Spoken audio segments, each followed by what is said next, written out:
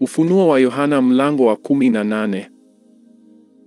Baada ya hayo naliona malaika mwingine akishuka kutoka mbinguni mwenye mamlaka kuu, na nchi ikaangazwa kwa utukufu wake.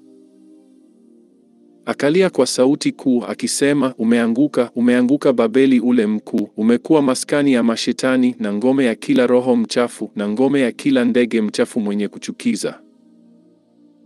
Kwa kuwa mataifa yote wamekunywa mvinyo ya ghadhabu ya uasherati wake, na wafalme wa nchi wamezini naye, na wafanya biashara wa nchi wamepata mali kwa nguvu za kiburi chake.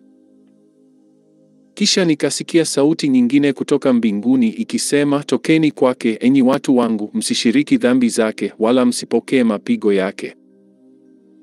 Kwa maana dhambi zake zimefika hata mbinguni, na Mungu amekumbuka maovu yake. Mlipeni kama yeye alivyolipa, mkamlipe mara mbili kwa kadiri ya matendo yake. Katika kikombe kile alichokichanganyisha, mchanganyishieni maradufu. Kwa kadiri alivyojitukuza na kufanya anasa, mpeni maumivu na huzuni kadiri hiyo hiyo. Kwa kuwa husema moyoni mwake, nimeketi malkia, wala si mjane, wala sitaona huzuni kamwe. Kwa sababu hiyo mapigo yake yatakuja katika siku moja, mauti na huzuni na njaa, naye atateketezwa kabisa kwa moto. Kwa maana Bwana Mungu aliyemhukumu ni mwenye nguvu. Na hao wafalme wa nchi waliozini naye na kufanya anasa pamoja naye watalia na kumwombolezea wauonapo moshi wa kuungua kwake, wakisimama mbali kwa hofu ya maumivu yake, wakisema, Ole, ole, mji ule ulio mkuu, Babeli, mji ule ulio na nguvu! Kwa kuwa katika saa moja hukumu yako imekuja. Nao wafanya biashara wa nchi walia na kumwombolezea, kwa sababu hapana mtu anunuaye bidhaa yao tena. Bidhaa ya dhahabu na fedha na kito chenye thamani na lulu na kitani nzuri na nguo ya rangi ya zambarau na hariri na nguo nyekundu na kila mti wa uudi na kila chombo cha pembe na kila chombo cha mti wa thamani nyingi na cha shaba na cha chuma na cha marimari na mdalasini na iliki na uvumba na marhamu na ubani na mvinyo na mafuta ya mzeituni na unga mzuri na ngano na ng'ombe na kondoo na farasi na magari na miili na roho za wanadamu. Na matunda yaliyotamaniwa na roho yako yamekuondokea, na vitu vyote vilivyo laini na vitu vya fahari vimekupotea, wala watu hawataviona tena kamwe. Na wafanya biashara ya vitu hivyo waliopata mali kwake watasimama mbali kwa hofu ya maumivu yake, wakilia na kuomboleza, wakisema, Ole, ole, mji ule mkuu, uliovikwa kitani nzuri na nguo ya rangi ya zambarau na nguo nyekundu na kupambwa kwa dhahabu na kito cha thamani na lulu!